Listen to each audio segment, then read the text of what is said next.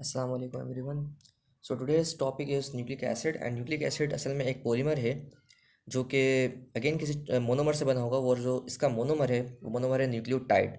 सो nucleic acid खुद क्या है, एक पॉलीमर। जिस तरह से हमने बायोमोलिक्यूल की सीरीज स्टार्ट की हुई उसमें पांच चीज़ें हमने कहा था बायोमोलिक्यूल्स में आती हैं। उसमें हमने carbohydrate, protein, lipid, nucleic acid और कंजुगेटेड मॉलिक्यूल्स रखे हुए हैं। तो उसमें से एक हमारा आज का पॉलीमर कौन है? Nucleic acid. न्यूक्लिक एसिड किससे बना हुआ है? न्यूक्लियोटाइड से बना हुआ है। अब न्यूक्लियोटाइड खुद एक क्या बन गया? मोनोमर बन गया। तो आपसे कोई सवाल करे पेपर में, एमसीक्यूज आएगा, न्यूक्लिक एसिड का मोनोमर क्या होता है? न्यूक्लियोटाइड होता है, पहला एमसीक्यूज। दूसरी चीज़ बेटा, न्यूक्लिक एसिड डिस्कवर किस में से हुआ है? पस सेल में से डिस्कवर हुआ है। अब ये पस सेल क्या होते हैं? पस सेल हमारी बॉडी के अंदर जब कभी हमारे WBC बैक्टीरिया को मार देते हैं तो उस जगह पर ना एक पीप बना देते हैं ताकि उस जगह से बैक्टीरिया को बाहर निकाला जा सके। वो जो पीप वाले सेल्स होते हैं उन्हें क्या कहते हो आप? पस सेल्स कहते हैं। ठीक है। असल में वो पस सेल्स क्या होते हैं? WBCs ही होते हैं और बैक्टीरिया के मरे हुए सेल्स होते हैं जो कि लिक्विड की शक्ल में आ जाते हैं, उसको हम निकाल देते हैं बाहर। ठीक है। तो ये पस सेल में से क्या हुआ? डिस्कवर हुआ है। इसकी प्रॉपर्टीज़ क्या थी? एसिडिक प्रॉपर्टीज़ थी, जिसकी वजह से हमने न्यूक्लिक एसिड का नाम न्यूक्लिक एसिड रखा है। जब फर्स्ट टाइम ये डिस्कवर हुआ था तो उसका नाम हमने न्यूक्लियन रखा था, और बाद में जब इसके देखा कि इसकी एसिडिक प्रॉपर्टीज है तो पूरा नाम क्या रख दिया? Nucleic acid. ये तो हमने बात कर ली कि ये पॉलीमर है किसका? न्यूक्लियोटाइड का। तो न्यूक्लियोटाइड खुद क्या बन गया? एक मोनोमर बन गया, बिकॉज बहुत सारे मोनोमर जुड़ेंगे, यानी कि न्यूक्लियोटाइड जुड़ेंगे, एक क्या बना देंगे? Nucleic acid. नेचर में तो दो ही तरह के न्यूक्लिक एसिड एग्जिस्ट करते हैं, DNA और RNA, यानी कि deoxyribo nucleic acid and RNA ribo nucleic acid.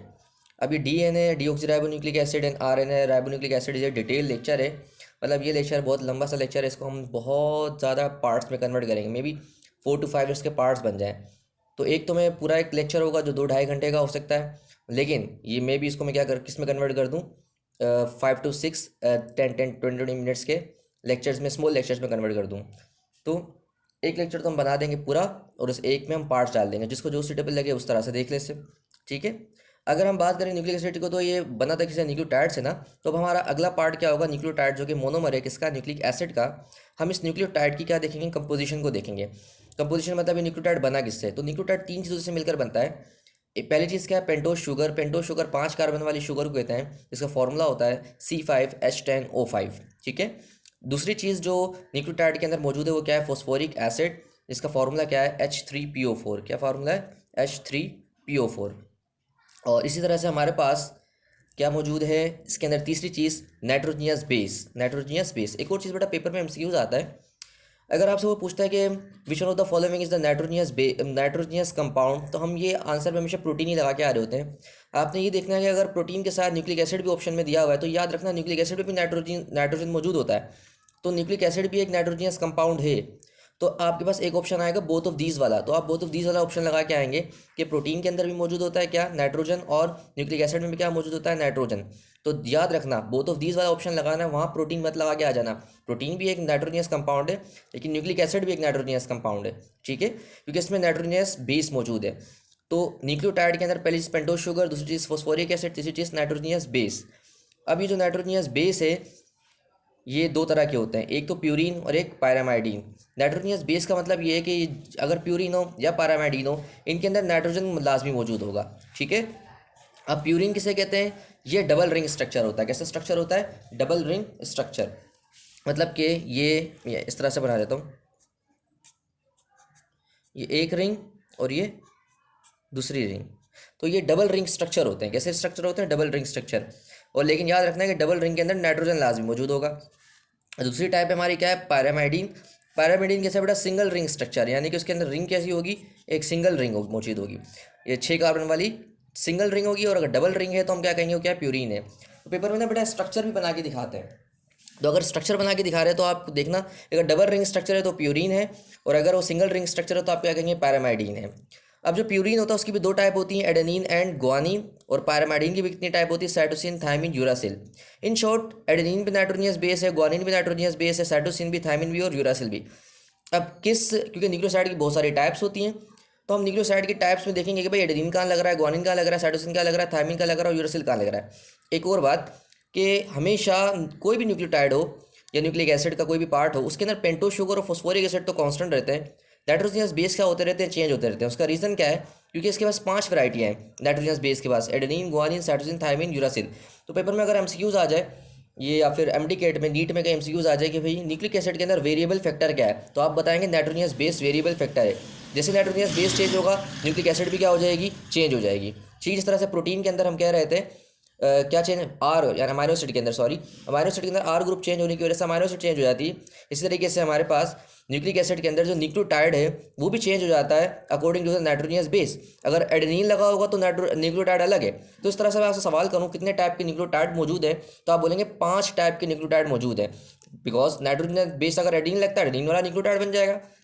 Guanine लगता है, ग्वानिन वाला न्यूक्लियोटाइड बन जाएगा। साइटोसिन लगेगा तो साइटोसिन वाला न्यूक्लियोटाइड बन जाएगा। तो ये याद रखना है कि वेरिएबल इसके अंदर फैक्टर क्या होता है, नाइट्रोजनियस बेस एक इसमें जो लगता आएगा। और एक और पेपर में एमसीक्यू क्या आएगा कि नाइट्रोजनियस बेस के हिसाब से न्यूक्लियोटाइड कितने टाइप के, तो बोलेंगे 5 टाइप के न्यूक्लियोटाइड एग्जिस्ट करते हैं, ज़्यादा एग्जिस्ट नहीं करते हैं। ठीक है, अगर मैं इसको स्ट्रक्चरली दिखाऊं तो किस तरह से अरेंजमेंट होती है बेटा, अगर आप देखें यहाँ पर ना, एक मैंने सेंटर में 5 कार्बन वाली शुगर बनाई हुई है। देखो ये लगा हुआ O, ऑक्सीजन। ऑक्सीजन 2 बॉन्ड बना सकता है, इसने एक पीछे बॉन्ड बनाया हुआ है, एक आगे बॉन्ड बनाया हुआ है। फिर ये एक कार्बन, दूसरा कार्बन, तीसरा कार्बन, चौथा कार्बन, और चौथे कार्बन के ऊपर 5वां कार्बन। ये मत करके आ जाना पेपर में कि इस कार्बन यहाँ पर भी कार्बन लगा देना, यहाँ ऑक्सीजन है। ठीक है, तो ये पहला कार्बन, दूसरा, तीसरा, चौथा और 5वां। तो पहले कार्बन पे हमेशा क्या लगता है, नाइट्रोजनियस बेस लगता है, और 5वें कार्बन पे क्या लगता है, फॉस्फोरिक एसिड लगता है। तो ये तीनों मिल जाएंगे इस तरह से, तो क्या बन जाएगा हमारे पास, एक न्यूक्लियोटाइड बन जाएगा। ठीक है बेटा, फिर से मैं बता देता हूँ, न्यूक्लियोटाइड किससे मिलकर बना है, 3 चीज़ों से मिलकर बना है, pentose sugar, phosphoric acid and nitrogenous bases. इन तीनों से मिलकर क्या बना है हमारे पास, न्यूक्लियोटाइड बना हुआ है। अब ये न्यूक्लियोटाइड के अंदर इन तीनों की अरेंजमेंट कैसी होगी, तो कैसे अरेंजमेंट है बेटा, सेंटर में क्या होता है, 5 कार्बन वाली शुगर होती है। सेंटर में क्या होता है, 5 कार्बन वाली शुगर, यानी कि पेंटोज शुगर। 1 2 3 4 5, ये 5 कार्बन वाली क्या है, शुगर है हमारे पास। इसके पहले कार्बन पे क्या लगा होता है, नाइट्रोजनियस बेस लगा होता है। और इसके बाद 5वें कार्बन पे क्या लगा होता है, फॉस्फोरिक एसिड। बेटा ये एमसीक्यूज पॉइंट है कि न्यूक्लियोटाइड के अंदर पहले कार्बन पे क्या लगता है, आपका जवाब होगा नाइट्रोजनियस बेस, और 5वें कार्बन पे क्या लगा होता है, फॉस्फोरिक एसिड लगा हुआ होता है। ठीक है, तो ये अरेंजमेंट है न्यूक्लियोटाइड के अंदर किसकी, pentose sugar, phosphoric acid, nitrogenous base की। अभी ये मजीद इसको हम फर्दर देखेंगे आगे जाकर, किस तरह से ये पहले कार्बन पे लगता है, किस तरह से वो 5वें कार्बन पे लगता है, ये सारी चीज़ें नेक्स्ट में हम देखेंगे। ठीक है जी बेटा, तो देखें ये सेंटर में क्या हमारे पास, अगेन पेंटोज शुगर है। सेंटर में क्या हमारे पास, पेंटोज शुगर। पेंटोज शुगर के फर्स्ट कार्बन पे क्या लगेगा, आकर हमारे पास नाइट्रोजनियस बेस आके लगेगा। तो देखें बेटा, सबसे पहले क्या होता है, पेंटोज शुगर जैसे ही पेंटोज शुगर की फर्स्ट कार्बन में जैसे नाइट्रोजनियस बेस आके लगता है, तो जो पहला कंपाउंड बनता है उसे पढ़ते हैं हम न्यूक्लियोसाइड पढ़ते हैं। क्या पढ़ते हैं, न्यूक्लियोसाइड। फिर न्यूक्लियोसाइड के साथ क्या आगे लगता है, फॉस्फोरिक एसिड आगे लगता है। तो कौन से कार्बन पे आगे लगेगा, 5th कार्बन पे आगे लगेगा। ये हमने पहले डिस्कस कर लिया है। तो जैसे ही न्यूक्लियोसाइड के साथ, न्यूक्लियोसाइड लफ्ज़ है, ठीक है, ये न्यूक्लियोटाइड लफ्ज़ नहीं है, न्यूक्लियोसाइड लफ्ज़ है। न्यूक्लियोसाइड के साथ जैसे ही 5वें कार्बन पर फॉस्फोरिक एसिड आगे लगेगा, तो अब जो बनेगी चीज़ उसका नाम क्या रखोगे आप, न्यूक्लियोटाइड। इसका मतलब हुआ कि न्यूक्लियोटाइड जो है वो डायरेक्ट नहीं बन जाता, वो 2 स्टेप्स में बन रहा है। पहले स्टेप में क्या बनता है, न्यूक्लियोसाइड बनता है। वो कैसे बनता है, पेंटोज शुगर के पहले कार्बन पे क्या लगता है, नाइट्रोजनियस बेस लगता है। तो जो पहला स्टेप कंप्लीट हो गया, उसके नतीजे में क्या मिला हमें, न्यूक्लियोसाइड मिला। न्यूक्लियोसाइड के 5वें कार्बन पे आगे क्या लगता है, फॉस्फोरिक एसिड। तो तब जाके बनता है न्यूक्लियोटाइड। तो एक बात तो याद रखनी है आपने कि ये न्यूक्लियोटाइड जो कितने स्टेप्स में बनता है, 2 स्टेप्स में बनता है। ठीक है, दूसरी बात करेंगे बेटा, अब हम स्पेसिफिक लगा कर देखेंगे। क्या लगा के देखेंगे, स्पेसिफिक। स्पेसिफिक का मतलब क्या है कि नाइट्रोजनियस 5 तरह के थे ना, तो उसमें से हम क्या करेंगे, अब सबसे पहला लगा के देखेंगे नाइट्रोजनियस बेस। वो कौन सा लगा रहे हैं, एडेनिन लगा के देख रहे हैं। देखो नाइट्रोजनियस 5 तरह के थे, पहला कौन सा लगा रहे हैं, एडेनिन लगा रहे हैं। ठीक है, हमारे पास पेंटोज शुगर, पेंटोज शुगर के ऊपर यहाँ पर पहले कार्बन पे क्या आगे लग गया, अब नाइट्रोजनियस बेस नहीं लिखा मैंने, नाइट्रोजनियस बेस की जगह क्या लिखा है मैंने, एडेनिन लिखा है। तो ये एडेनिन पेंटोज शुगर के साथ जैसे ही मिलता है तो क्या बनाता है, एडिनोसिन बनाता है। क्या बनाता है, एडिनोसिन। अब आपसे मैं सवाल करूँ एडिनोसिन क्या है, तो आप बोलेंगे न्यूक्लियोसाइड है। ये क्या है बेटा, ये न्यूक्लियोसाइड लफ्ज़ है। कौन सा लफ्ज़ है, न्यूक्लियोसाइड। अब इसी के साथ एडिनोसिन के साथ आगे क्या लगेगा बेटा, 5वें कार्बन पे क्या लगेगा, फॉस्फोरिक एसिड लगेगा। तो हमारे पास एक चीज़ बन जाएगी, उसका नाम क्या रखेंगे, एडिनोसिन मोनोफॉस्फेट। क्या नाम रखेंगे, एडिनोसिन। एडिनोसिन तो इसी का नाम था, एक फॉस्फोरस लग गया, अगर 5वें कार्बन पर आकर लगा एक फॉस्फोरस लगाए तो हम क्या कहेंगे, एडिनोसिन मोनोफॉस्फेट। शॉर्टकट में हम क्या कहते हैं इसको, AMP। तो बेटा आपसे कोई पूछेगा कि एडिनिन क्या है, ये तो नाइट्रोजनियस बेस है। एडिनोसिन क्या है, न्यूक्लियोसाइड है। एडिनोसिन मोनोफॉस्फेट क्या है बेटा, ये न्यूक्लियोटाइड है। सीक्वेंस याद रखना, एडिनिन क्या है, नाइट्रोजनियस बेस है। एडिनोसिन क्या है, न्यूक्लियोसाइड है। और एडिनोसिन मोनोफॉस्फेट क्या है, ये न्यूक्लियोटाइड होता है। ठीक है, तो ये हमने स्पेसिफिक लेकर बनाया। नाइट्रोजनस बेस के अंदर पहला एडेनिन लेकर बनाया। अब अच्छा, इसको मजीद फर्दर हम खोलेंगे। सपोज करें हमारे पास पेंटोज शुगर है, इसके साथ लगा हुआ एडेनिन, तो बन गया एडिनोसिन बन गया। अब हमने एक फॉस्फेट नहीं लगाया, कितने फॉस्फेट लगाए हैं? 2 फॉस्फेट लगाए हैं। तो बेटा कंपाउंड क्या बन जाएगा? एडिनोसिन डाइफॉस्फेट, जिसको आप क्या नाम देते हैं? एडीपी भी नाम देते हैं। क्या नाम देते हैं? एडीपी का भी नाम देते हैं। ठीक है, अगेन मैं फिर से दिखा देता हूँ आपको। पेंटोज शुगर है, पेंटोज शुगर के साथ एडेनिन लगा हुआ है, क्या बन जाएगा? एडिनोसिन। 2 फॉस्फेट लगा दिए तो क्या बनेगा? Adenosine diphosphate, ADP. इसी तरीके से बेटा अगर पेंटोज शुगर है और लगा हुआ है क्या? एडेनिन लगा हुआ है, तो बन गया एडिनोसिन। और 3 फॉस्फेट अगर लगे हुए तो क्या पढ़ेंगे? एडिनोसिन ट्राइफॉस्फेट, यानी कि एटीपी पढ़ेंगे इसे। इसी तरह से यानी कि मैं कह सकता हूँ एटीपी क्या है? एक न्यूक्लियोटाइड है। एटीपी क्या? एक न्यूक्लियोटाइड है। एडीपी क्या? एक न्यूक्लियोटाइड है। इसी तरह से बेटा आगे जाके हम पढ़ेंगे एएमपी भी क्या? एक न्यूक्लियोटाइड है। सब क्या है? न्यूक्लियोटाइड ही है, लेकिन टाइप्स चेंज हो गए। एक में 1 फॉस्फेट है, एक में 2 फॉस्फेट है, एक में 3 फॉस्फेट है। बेटा इसमें साहब आगे जाके पढ़ेंगे कि एटीपी जो होता है हमारी बॉडी के अंदर एनर्जी करेंसी होता है, यानी हमारी बॉडी को एनर्जी प्रोवाइड करता है। आगे मैंने एक पूरा लेक्चर तैयार किया हुआ है एक एटीपी पे ही, तो लेकिन मैं फिर भी आपको बता देता हूँ कि एटीपी जो ब्रेक होता है, तो ब्रेक होने के बाद आपको कितनी एनर्जी प्रोवाइड करता है? 7.3 किलो कैलोरी। बेटा एटीपी वैसे तो पूरा एक लेक्चर है, इसमें समझाऊंगा कैसे ब्रेक होता है, क्यों ब्रेक होता है, कौन सी चीज़ ब्रेक करती है, तो पूरा सेपरेट लेक्चर है हमारा एटीपी के ऊपर। फिलहाल क्या है रखना है कि एटीपी हमारा क्या है? एक न्यूक्लियोटाइड होता है। ठीक है, अब हमारे पास मैंने नाइट्रोजनस बेस में इस बार क्या रखा हुआ है भाई? इस बार रखा हुआ है ग्वानिन को रखा हुआ है। क्या रखा हुआ है? इस बार मैंने ग्वानिन को रखा हुआ है। ठीक है, सो बेटा इधर देखें, पेंटोज शुगर, पेंटोज शुगर के साथ मैंने क्या मिलाया? ग्वानिन मिलाया। तो ग्वानिन एक न्यूक्लियोटाइड सॉरी नाइट्रोजनस बेस है। ग्वानिन के साथ जैसे पेंटोज शुगर मिलेगा तो क्या बनेगा? ग्वानोसिन बनेगा। क्या बनेगा? ग्वानोसिन। ग्वानोसिन क्या? एक न्यूक्लियोसाइड है। इस ग्वानोसिन के साथ क्या मिलेगा? फॉस्फेट मिलेगा, यानी फॉस्फोरिक एसिड। तो क्या बन जाएगा हमारे पास? ग्वानोसिन मोनोफॉस्फेट बन जाएगा। क्या बन जाएगा? ग्वानोसिन मोनोफॉस्फेट बन जाएगा। ठीक है जी, तो हमारे पास क्या बन गया? ग्वानोसिन मोनोफॉस्फेट बन गया। ग्वानोसिन मोनोफॉस्फेट कैसे बना? ऐसे बना कि ग्वानिन मिला किसके साथ? पेंटोज शुगर के साथ बना, ग्वानोसिन बना, फिर हमने फॉस्फेट लगा दिया, बन गया ग्वानोसिन मोनोफॉस्फेट। जीएमपी पढ़ेंगे। क्या पढ़ेंगे? जीएमपी। बेटा ये जीएमपी, जीडीपी, इसी तरह से जीटीपी होगा। यह अब हम पढ़ेंगे क्रैप साइकिल के अंदर डिटेल से। क्रैप साइकिल हमारी बायोएनर्जेटिक का एक पूरा टॉपिक है, चैप्टर नंबर 4। यहाँ फर्स्ट ईयर के अंदर है, आपके सेकंड ईयर में तो नहीं है, खैर ये फर्स्ट ईयर में हमारा चैप्टर नंबर 4 है ये, जिसमें हम पढ़ेंगे क्या कि ये जीडीपी का क्या रोल है, जीटीपी का रोल क्या है। ठीक है, फिलहाल पेंटोज शुगर के साथ एक ग्वानिन लगा हुआ, ग्वानोसिन बन गया। 2 फॉस्फेट लगा दिए तो क्या पढ़ेंगे? ग्वानोसिन डाइफॉस्फेट पढ़ेंगे। क्या बन जाएगा? जीडीपी बन जाएगा। इसी तरह से अगर 3 फॉस्फेट लगा देंगे तो क्या बन जाएगा? जीटीपी बन जाएगा। ग्वानोसिन ट्राइफॉस्फेट, ग्वानोसिन डाइफॉस्फेट, और उससे पहले क्या पढ़ा था? GMP, guanosine monophosphate. ठीक है बेटा, अब एक स्ट्रक्चरल टाइप्स है इसी की। न्यूक्लियोटाइड की कितनी टाइप्स हैं? 3 टाइप है न्यूक्लियोटाइड्स की। ठीक है, पहली टाइप क्या है हमारे पास? मोनोन्यूक्लियोटाइड। दूसरी टाइप क्या है? डाइन्यूक्लियोटाइड। तीसरी टाइप हमारे पास क्या है? पॉलीन्यूक्लियोटाइड। मोनोन्यूक्लियोटाइड का मतलब है बेटा हमारी बॉडी के अंदर वो वाले स्ट्रक्चर जो सिर्फ एक न्यूक्लियोटाइड से बने हुए हैं। हमारी बॉडी के अंदर, ह्यूमन बॉडी में, कोई भी जानदार के अंदर अगर कोई भी स्ट्रक्चर बना हुआ है एक ही न्यूक्लियोटाइड से, तो आप कहेंगे उसको मोनोन्यूक्लियोटाइड है। वो क्या है? वो मोनोन्यूक्लियोटाइड। जैसे कि एटीपी हमारी बॉडी में एक ही न्यूक्लियोटाइड से बना हुआ है, और क्या हमें प्रोवाइड करता है? एनर्जी प्रोवाइड करता है। कितनी एनर्जी प्रोवाइड करता है बेटा? एक एटीपी ब्रेक होने के बाद 7.3 किलो कैलोरी एनर्जी प्रोवाइड करता है। ये अगर कैलोरीज में आ जाए आंसर तो 7.3 कैलोरी बताते हैं आप। अगर ऑप्शन में आपको क्या दिया गया हो, जूल दिया हो, तो आप लगाएंगे 31.81 किलो जूल एनर्जी प्रोवाइड करता है एक एटीपी। एक एटीपी कैलोरी में कितनी एनर्जी प्रोवाइड करता है? 7.3 किलो कैलोरी। और यही जूल में कितनी प्रोवाइड करता है? 31.8 किलो कैलोरी। मैं आपको एक छोटी सी ट्रिक दे देता हूँ कि जो एक कैलोरी होता है वो 4.2 जूल के बराबर होता है। ठीक है, तो शॉर्टकट में आप याद रखते हैं 7.3 को आप मल्टीप्लाई करेंगे 4.2 से, तो आपका आंसर आ जाएगा जूल में। आप करके आराम से देख लीजिएगा, तकरीबन अप्रॉक्सीमेटली यही आंसर बन रहा होगा। सो हमारे पास एक और चीज़ क्या है? डाइन्यूक्लियोटाइड। अब ये डाइन्यूक्लियोटाइड का मतलब क्या? हमारी बॉडी में वो वाले स्ट्रक्चर्स जो दो न्यूक्लियोटाइड से मिलकर बने होंगे। हमारी बॉडी में एक ही ऐसा स्ट्रक्चर है, वो क्या है? एनएडी। इसका फुल फॉर्म क्या है? Nicotinamide adenine dinucleotide. Nicotinamide adenine dinucleotide, ये हमारी बॉडी के अंदर एक ऐसा पार्ट है, एक ऐसी चीज़ है जो कि 2 न्यूक्लियोटाइड से मिलकर बना हुआ है। अच्छा, एनएडी का इस्तेमाल हम कहाँ देखेंगे बेटा? पहली बात याद रखना है, एनएडी कहाँ पार्टिसिपेट लेता है हमारी बॉडी में? कहीं पे अगर क्या हो रही है? ऑक्सीडेशन हो रही है, या फिर क्या हो रही है? रिडक्शन हो रही है। ऑक्सीडेशन रिडक्शन वाले रिएक्शन में कौन पार्टिसिपेट लगता है हमारी बॉडी में? एनएडी।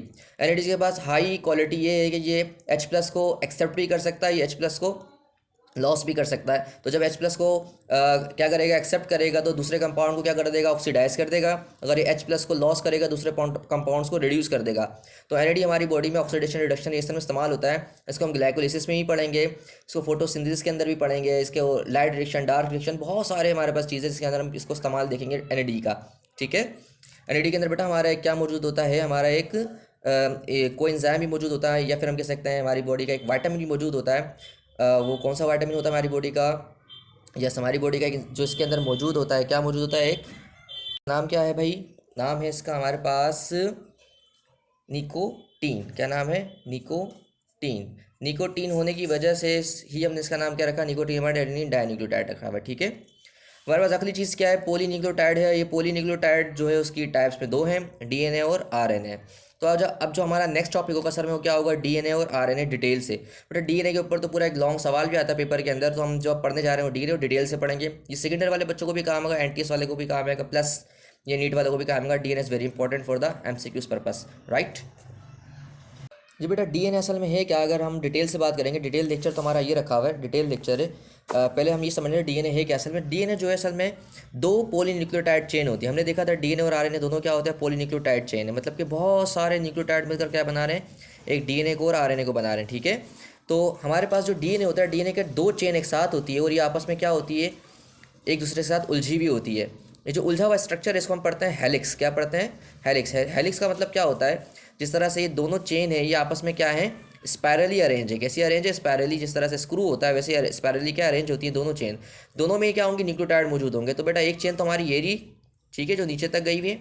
इस तरह से हमारे पास दूसरी चेन ये मौजूद है। तो ये दोनों ही चेन किससे बनी होंगी, न्यूक्लियोटाइड से। अभी बड़ा सा कॉम्प्लेक्स स्ट्रक्चर नजर आ रहा होगा, लेकिन मैं आपको समझाऊंगा, बड़ा आसान लगेगा आपको, ठीक है। अगर हम सबसे पहले एक बात करते हैं कि एक चेन की बात कर लेते हैं, पहले किसकी बात करते हैं, एक चेन की। तो एक चेन को हम डिटेल से देखें अगर आप, जी बेटा एक चेन को जैसे यहाँ से स्टार्ट करते हैं, बेटा यहाँ इसमें लिखा हुआ एस। एस से क्या मुराद लूँगा मैं, एक मिनट थोड़ा सा जूम कर दूँ मैं इसको, जी बेटा ये एस से मुराद है डीऑक्सीराइबोस शुगर, ठीक है। पेंटोस शुगर आप मैंने कहा था उस सेंटर में होती है। और फर्स्ट कार्बन में क्या लगा हुआ है यहाँ पर, अगर आपको क्योंकि हमने पहले सीक्वेंस में ना इस साइड से पढ़ा, तो मैं आपको इस साइड से समझा रहा हूँ ताकि वो वाली साइड आपको मुश्किल ना लगे। हमने देखा था फर्स्ट कार्बन में क्या लगा हुआ था, एक नाइट्रोजनस बेस। ए से मुराद एडेनिन, टी से मुराद थायमीन, जी से मुराद ग्वानिन, सी से मुराद साइटोसिन। तो एडेनिन, थायमीन, ग्वानिन, साइटोसिन, यही अरेंजमेंट है, ठीक है। हमने देखा था कि सेंटर में राइबोस शुगर थी, डीऑक्सीराइबोस शुगर थी। डीऑक्सीराइबोस शुगर के साथ पहले कार्बन में क्या लगा हुआ था, एक नाइट्रोजनस बेस। यहाँ पर हमने क्या लगाया, नाइट्रोजनस बेस एडेनिन लगाया है। यही शुगर के यहाँ पर क्या पांचवें कार्बन पे क्या लगाया हमने, फॉस्फेट लगाया हुआ, ठीक है। तो ये पूरा क्या हो गया, न्यूक्लियोटाइड हो गया। इस तरह से ये कोड पूरा न्यूक्लियोटाइड हो गया, सारे के सारे हो गए क्या, न्यूक्लियोटाइड। पूरी की पूरी चेन क्या हो गई, न्यूक्लियोटाइड की पूरी एक चेन हो गई। इस तरीके से यहाँ पर भी पूरी न्यूक्लियोटाइड की क्या एक चेन मौजूद है। ये शुगर डीऑक्सीराइबोस शुगर, यहाँ पर फॉस्फोरस यानी कि फॉस्फेट, उसके साथ क्या लगा हुआ है, एक नाइट्रोजनस बेस लगा हुआ है। अगेन ये भी मेरा क्या बन गया, न्यूक्लियोटाइड बन गया। तो ये पूरी चेन किससे बनी है, न्यूक्लियोटाइड से। तो ये दो चेन है बेटा किसकी, न्यूक्लियोटाइड की। हम कह सकते हैं DNA consist of two polynucleotide chains. DNA consist of two polynucleotide chains. तो ये वाली बात याद रखनी है कि DNA consist of two polynucleotide chain पहले। और ये कैसे अरेंज होती हैं, हेलिकली अरेंज होती हैं, हेलिक्स बनाकर अरेंज होती हैं, स्पायरली एक दूसरे पर अरेंज होती हैं, ठीक है। इसको फर्दर किसने बताया, वाटसन एंड क्रिक मॉडल ने बताया, जो पेपर में बेटा लॉन्ग सवाल में आता है। इसके अंदर फर्स्ट ईयर में भी और सेकंड ईयर दोनों के अंदर क्या आता है, लॉन्ग सवाल में आता है। तो दो साइंटिस्ट है जिन्होंने इसको एक्सप्लेन किया है मजीद डिटेल से। अब दोनों साइंटिस्ट का नाम हमारा क्या लिखा हुआ है, Watson and Crick model of DNA लिखा हुआ है, ठीक है भाई। तो डिटेल से पढ़ेंगे Watson and Crick model of DNA को। बेटा इसमें पहला लफ्ज़ जो लिखा हुआ क्या लिखा हुआ है, अपराइट। पहला लफ्ज़ क्या लिखा हुआ है इसमें, अपराइट। अपराइट का मतलब क्या होता है बेटा, मैं आपको छोटा सा मिसाल दूं यहाँ पर। तो बेटा जिस तरह से डीएनए की दो चेन थी ना, एक स्ट्रेट ये वाली बना लेते हैं, ये मैं स्ट्रेट इसलिए बना रहा हूँ ताकि समझ आ जाए आपको। इन्होंने कहा था वाटसन क्रिक मॉडल में कि डीएनए कैसा होता है, लेडर की तरह होता है। जैसे सीढ़ी होती है ना, ऐसे सीढ़ी की तरह होता है डीएनए। ये बताया था वाटसन क्रिक ने कि DNA is just like a ladder, सीढ़ी की तरह है। सीढ़ी में क्या होता है, दो पार्ट होते हैं जो स्ट्रेट होते हैं। ये स्ट्रेट पार्ट को आप क्या नाम देते हो, अपराइट का नाम देते हो। क्या नाम देते हो, अपराइट। आपने मान ये लेना है कि ये जो दो स्ट्रेट पार्ट असल में दो न्यूक्लियोटाइड की चेन है।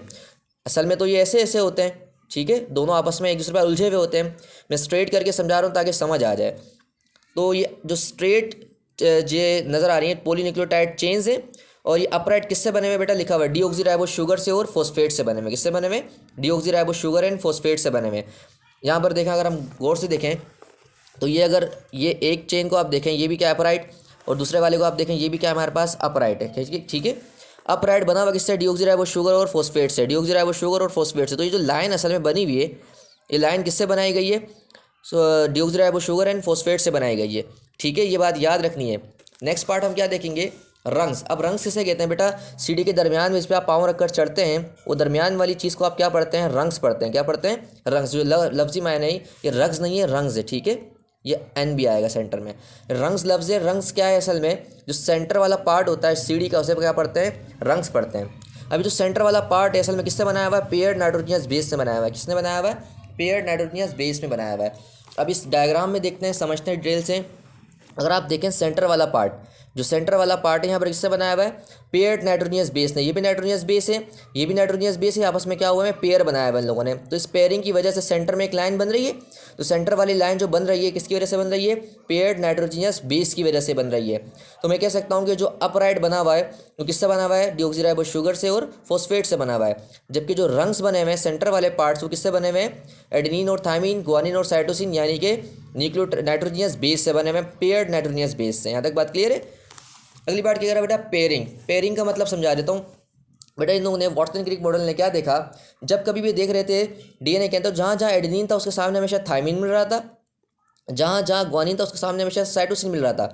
इस तरह से बेटा जहाँ जहाँ थायमिन था, मतलब एडेनिन और थायमिन हमेशा उन्होंने देखा कि हमेशा क्या जोड़ रहे थे, एडेनिन और थायमिन एक साथ जोड़ रहे थे, ग्वानिन और साइटोसिन जोड़ रहे थे।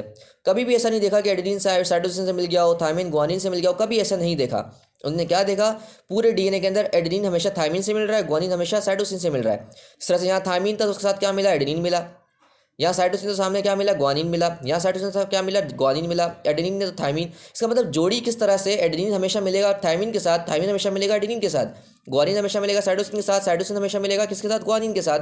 तो ये पेयरिंग थी इन लोगों की। यही लिखा हुआ है बेटा, adenine are always paired with thymine and guanine always paired with cytosine. ठीक है, ये अरेंजमेंट थी। नेक्स्ट हमारे पास पार्ट क्या है, हाइड्रोजन बॉन्ड। क्या है बेटा, हाइड्रोजन बॉन्ड। अब हाइड्रोजन बॉन्ड से क्या मुराद है ये समझ लेते हैं जी।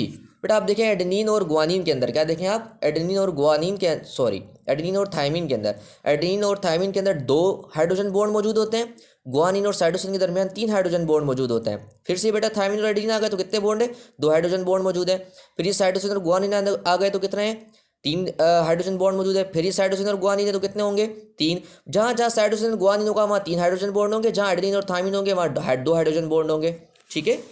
नेक्स्ट पार्ट क्या लिखा हुआ है बेटा, साइजिंग। साइजिंग बता देता हूँ मैं आपको। ये पूरा का पूरा बेटा ये एक टर्न कहलाता है। मतलब जिस पॉइंट से शुरू हुआ और जहाँ पर ये दोनों चेन आपस में जाके क्या हो गई, मिल गई। ये वो वाला पॉइंट है ना जहाँ पर दोनों चेन आपस में क्या आके मिल गई ना। तो जहाँ पर दोनों चेन आपस में आके मिल जाती से पढ़ते हैं 1 टर्न। क्या पढ़ते हैं, पूरा एक टर्न है। क्या ये पूरा एक टर्न। तो इस एक टर्न का जो साइज़ है, लंबाई की बात कर रहा हूँ मैं, इसी बात कर रहा हूँ, पूरी के पूरे एक टर्न की लंबाई की बात कर रहा हूँ। तो लंबाई कितना है बेटा, 34 एंगस्ट्रॉम। कितना है, 34 एंगस्ट्रॉम। अभी जो 34 एंगस्ट्रॉम है, एंगस्ट्रॉम का मतलब क्या होता है, जो लफ्जी मायने है एंगस्ट्रॉम। एंगस्ट्रॉम का मतलब होता है बेटा ये यूनिट है लेंथ का। किसका यूनिट है, यूनिट ऑफ लेंथ होता है।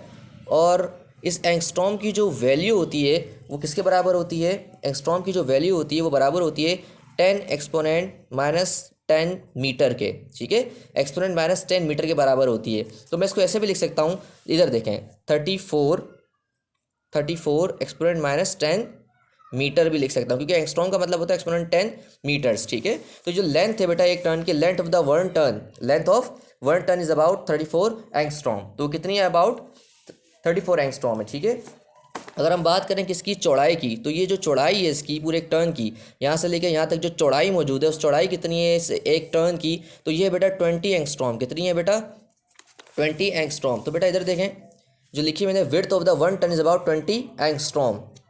बेटा पेपर में एमसीक्यूज आएगा कि दोनों चेन के दरमियान गैप कितना होता है, इस तरह से एमसीक्यूज आता है। क्या एमसीक्यूज आता है, दोनों चेन्स के दरमियान, ये 2 चेन है ना, इनके दरमियान गैप मैक्सिमम कितना है। गैप का मतलब वही विड्थ पूछ ली ना, क्या पूछ ली उसने, विड्थ यानी कि चौड़ाई पूछ ली। तो गैप भी अगर आपसे पूछे, गैप करके पूछे या फिर विड्थ करके पूछे, जवाब आपने लगाना 20 एंगस्ट्रॉम। चौड़ाई की बात हो रही हो तो 20 एंगस्ट्रॉम, लंबाई की बात हो रही हो तो 34 एंगस्ट्रॉम। बेटा देखकर एमसीक्यूज लगाइएगा ये वाला, कि समटाइम वो कहता है दोनों चेन आपस में क्या है, सेपरेटेड हैं, कितने जो मीटर सेपरेटेड है, तो आप बताएंगे 20 एंगस्ट्रॉम क्या है, ये आपस में एक दूसरे के सेपरेटेड होते हैं चौड़ाई के हिसाब से। लंबाई कितनी होती है इनकी एक टर्न की, 34 एंगस्ट्रॉम। ठीक है। बेटा जो एक टर्न होता है इसमें 10 न्यूक्लियोटाइड आते हैं। कितने न्यूक्लियोटाइड आते हैं, 10।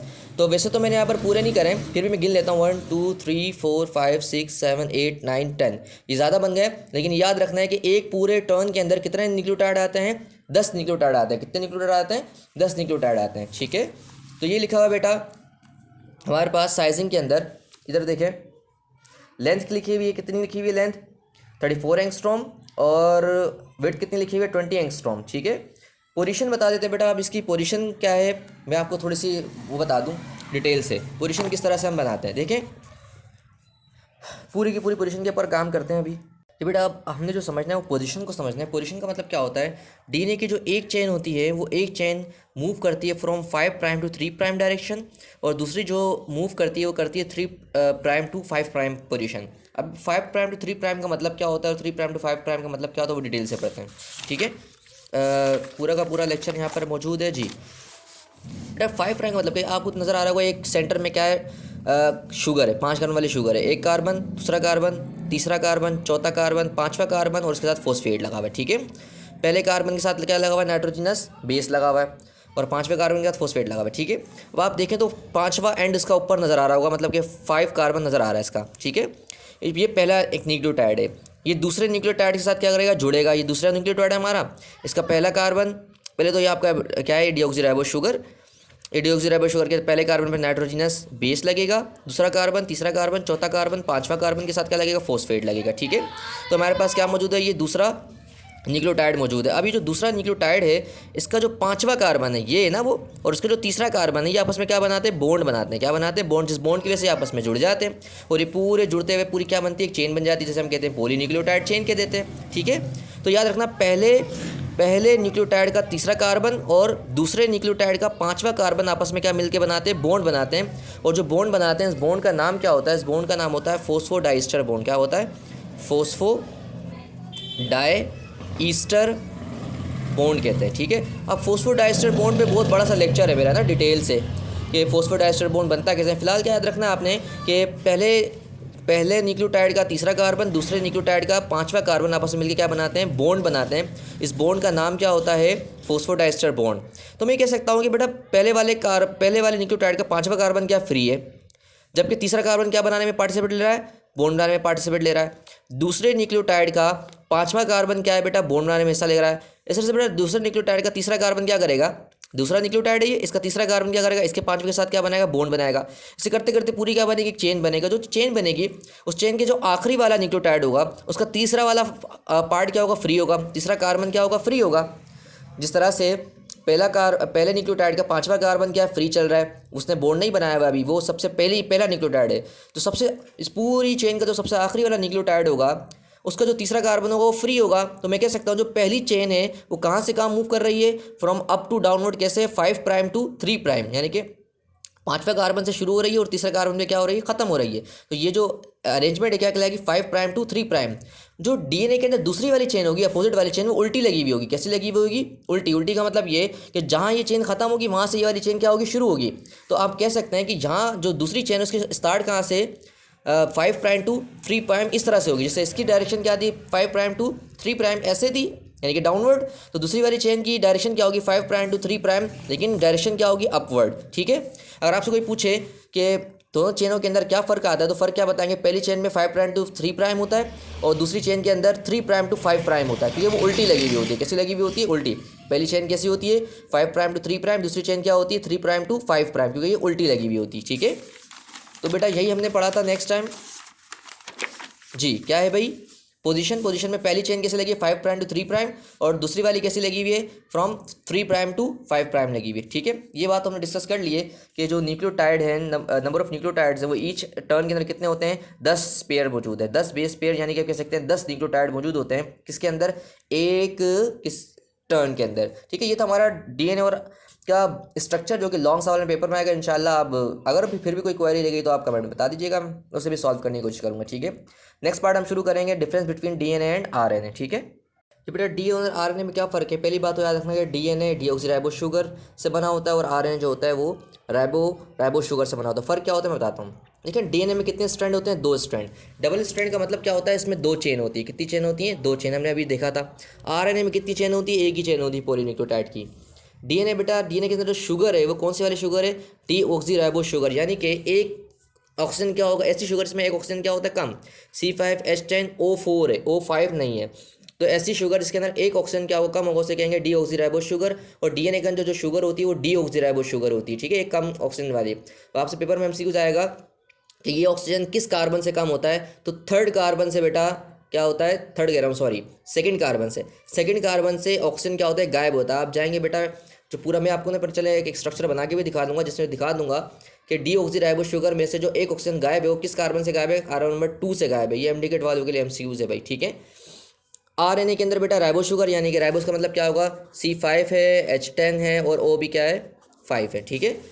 बेटा डीएनए के अंदर ना कौन कौन से न्यूक्लियोटाइड से बने हुए थे, अभी हमने देखा था डीएनए के अंदर एडेनिन भी था, ग्वानिन भी था, साइटोसिन भी था और थायमिन भी था। आरएनए के अंदर बेटा थायमिन नहीं होता। आरएनए में थायमिन की जगह क्या होता है, यूरासिल होता है। आरएनए में थायमिन की जगह क्या होता है, यूरासिल होता है। बाकी जो एडेनिन है, ग्वानिन, साइटोसिन तो आरएनए में भी है। आरएनए में क्या और डीएनए में फ़र्क है, आरएनए डीएनए के पास थायमिन होता है और तो यूरासिल नहीं होता, और आरएनए के पास क्या नहीं होता है, थायमिन नहीं होता लेकिन यूरासिल होता है, ठीक है। तो ये फ़र्क याद रखना है कि बाकी एडेनिन ग्वानिन साइटोसिन इसमें भी होंगे, एडेनिन ग्वानिन साइटोसिन इसमें भी होंगे, ठीक है। बेटा डीएनए जो है वो एक्ट एज हेरिडिटरी मटेरियल है। हेरिडिटरी मटेरियल का मतलब क्या होता है, जो वालिदैन से आप पे करेक्टर ट्रांसफ़र होते हैं वो ट्रांसफ़र ही किस वजह से होते हैं, बिकॉज ऑफ डीएनए हो रहा होते हैं। जबकि आरएनए से कोई करेक्टर आपकी बॉडी में ट्रांसफ़र नहीं होता आपके वालिदैन से, ठीक है। तो ये हेरिडिटरी मटेरियल है जो ट्रांसफ़र हो रहा है। बेटा डीएनए वैसे तो कहाँ पाया जाता है, न्यूक्लियस में पाया जाता है, न्यूक्लियस के बाहर भी पाया जाता है, लेकिन आपकी बुक ने अब डिफरेंस तो बनाया है इसका। न्यूक्लियस के बाहर कहाँ पाया जाता है, माइटोकॉन्ड्रिया में भी पाया जाता है, प्लास्टिड्स में भी पाया जाता है, माइटोकॉन्ड्रिया में भी पाया जाता है और प्लास्टिड्स में भी पाया जाता है। डीएनए फ्री नहीं पाया जाता साइटोप्लाज्म के अंदर, ठीक है। जबकि जो आरएनए होता है यह न्यूक्लियस के अंदर भी और साइटोप्लाज्म में भी है, न्यूक्लियस में भी और साइटोप्लाज्म में भी है। जबकि डीएनए न्यूक्लियस के अंदर होता है या फिर माइटोकॉन्ड्रिया के अंदर या फिर प्लास्टिड्स के अंदर होता है, ठीक है। साइटोप्लाज्म में नहीं होता, ये साइटोप्लाज्म में भी है, न्यूक्लियस में भी है। डीएनए की कोई टाइप नहीं होती, जबकि आरएनए क्या होती है, 3 टाइप होती हैं, आरआरएनए, टीआरएनए एंड एमआरएनए। क्या क्या होती है, आरआरएनए, टीआरएनए एंड एमआरएनए, यानी कि 3 टाइप है इसकी। और जैसे कि राइबोसोमल आरएनए कहते हैं, ट्रांसफर आरएनए कहते हैं और मैसेंजर आरएनए कहते हैं, ठीक है भाई। तो नेक्स्ट टॉपिक हमारा है जीन एक्सप्रेशन का, तो जीन एक्सप्रेशन को हम नेक्स्ट में पढ़ेंगे, ठीक है भाई। तो भैया जीन एक्सप्रेशन का मतलब क्या होता है, जीन एक्सप्रेशन का मतलब होता है कि एक जीन हमारी बॉडी में कोई प्रोडक्ट कैसे बनाता है। मेरी बॉडी में आँख बनी है, मुंह बना है, नाक बनी है, या फिर मेरा जिस्म जो बना है, मेरे जो ऑर्गन्स बने वो सब जीन की वजह से बने हैं। तो जीन की एक्सप्रेशन का मतलब होता है जीन हमारी बॉडी में प्रोडक्ट्स को कैसे बनाता है, उससे हम सीखते हैं, उसे क्या कहते हैं, जीन एक्सप्रेशन। अब जीन एक्सप्रेशन में सबसे पहली चीज़ क्या आनी चाहिए, आपको जीन आना चाहिए। जीन का मतलब क्या होता है बेटा, it is a basic unit of inheritance, यानी कि ये बेसिक यूनिट है किस चीज़ का, इनहेरिटेंस का। इनहेरिटेंस का मतलब क्या होगा, वालिदैन से आप जो करेक्टर आ रहे होते हैं वो ट्रांसफ़र होने में सबसे ज़्यादा अहम किरदार अदा कर रहा है, वो कौन कर रहा है, जीन कर रहा है। जीन असल में क्या होता है, जीन डीएनए का ही पार्ट होता है। जैसे कि एक लंबी सी डीएनए की क्या है, चेन मौजूद है, लंबी सी डीएनए की क्या है मौजूद है, चेन। ये लंबी सी डीएनए की चेन का एक छोटा सा पार्ट क्या होगा, जीन होगा। तो मैं कह सकता हूँ what is gene, gene are the parts और segments of DNA. What is gene, gene are the parts और सेगमेंट्स ऑफ डीएनए। डीएनए के पार्ट्स और सेगमेंट को ही क्या कहते हैं आप, जीन कहते हैं। ये वो वाले पार्ट्स होते हैं डीएनए के जो कि एक्सप्रेस होकर कोई प्रोडक्ट हमारे बॉडी में बनाते हैं, ठीक है। तो असल में क्या है, it is a unique sequence है न्यूक्लियोटाइड की, मैं कह सकता हूँ ये, या फिर कह सकते हैं आप क्या, सेगमेंट्स ऑफ या फिर parts of DNA that produce product in our body, ठीक है भाई। तो ये हो गई जीन। अब जीन एक्सप्रेशन में तो 2 चीज़ें होती है, एक होता है ट्रांसक्रिप्शन, एक होता है ट्रांसलेशन। बेटा ट्रांसलेशन अगेन मेरा पूरा एक 15 से 20 मिनट का लेक्चर बनाऊंगा इसके ऊपर, डिटेल है, लॉन्ग सवाल आता है सेकंड ईयर में। फर्स्ट ईयर में तो कोई लॉन्ग सवाल नहीं है, शॉर्टकट में आता है इसमें, ठीक है। तो ट्रांसक्रिप्शन का मतलब क्या होता है, copy of DNA to make mRNA, copy of DNA to make mRNA, मतलब डीएनए की क्या करना, कॉपी करना और क्या बना देना, एमआरएनए बना देना, मैसेंजर आरएनए बना देना। ये कहलाता है ट्रांसक्रिप्शन, कहलाता है, शॉर्टकट से याद रखना है आपने, ठीक है। और ट्रांसलेशन का मतलब क्या होता है, reading of mRNA to make a product, मतलब जो मैसेंजर आरएनए हमने बनाया था किसके जरिए बनाया था, ट्रांसक्रिप्शन के जरिए बनाया था ना, किसके जरिए बनाया था, ट्रांसक्रिप्शन के जरिए। जो हमने मैसेंजर आरएनए बनाया था, हमने डीएनए की कॉपी करके मैसेंजर आरएनए बनाया था। मैं कह सकता हूँ मैसेंजर आरएनए के पास सारा मैसेज मौजूद है किसका, डीएनए का, कि डीएनए की कॉपी करके हमने एमआरएनए बनाया। यही एमआरएनए को क्या करना है, रीड करना है, क्या करना है, रीड करना है, और रीड करके क्या बना देना, कोई प्रोडक्ट बना देना। This is called translation. तो ये 2 अमल की वजह से जीन क्या होता है, एक्सप्रेस हो जाता है, हम क्या कहते हैं, जीन एक्सप्रेशन, ठीक है। हमारी बॉडी में कोई प्रोडक्ट बन जाता है। बाकी बेटा आरएनए हमने पढ़ा हुआ है, सिंगल स्ट्रैंडेड पॉलीन्यूक्लियोटाइड चेन होता है। आरएनए क्या है, सिंगल स्ट्रैंडेड पॉलीन्यूक्लियोटाइड चेन। और इसमें कौन सी शुगर है, राइबोज शुगर है, और यूरासिल मौजूद होता है थायमीन की जगह, यूरासिल मौजूद होता है थायमीन की जगह। बेटा 3 हमारे पास टाइप के आरएनए होते हैं, आरआरएनए, टीआरएनए, एमआरएनए। इन तीनों के बारे में सेपरेट लेक्चर में बताऊंगा डिटेल से कि आरआरएनए क्या फंक्शन क्या होता है, टीआरएनए कहाँ होता है क्या फंक्शन है, और एमआरएनए क्या फंक्शन और क्या होता है ये, ठीक है। तो इसके लिए आप थोड़ा सा बाद में हम बताएंगे, ठीक है, इस लेक्चर को।